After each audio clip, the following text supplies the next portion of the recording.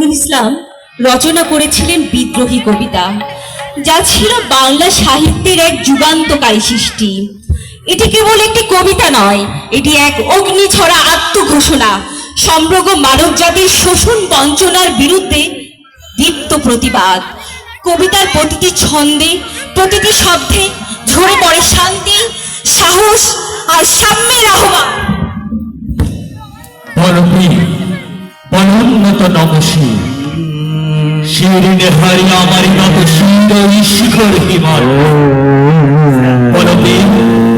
বন মহাবিশ্বের মহাকাশ হারি চন্দ্র সূর্য গ্রহ তারা ছাড়ি ভুলক ভুলক গোলক ভেদিয়া খোদার আসন আরশ ছেড়িয়া উঠিয়াছে চির বিশ্ব আমি বিশ্ব বিধাত্রী মমলানন্দ রুদ্র ভগবান যার রাজনাচরিকা নিত্য জয়শ্রী বলবি চির উন্নত মমশীল আমি চির দুর্দম দুর্বিনীত নৃশংস মহাপ্রলয়ের আমি নটরাজ, আমি সাইক্লোন, আমি ধ্বংস, আমি মহাভয়, আমি অভিশাপ পৃথ্বী, আমি দুর্বার, আমি ভেঙে পড়ি সব চূর্ণ।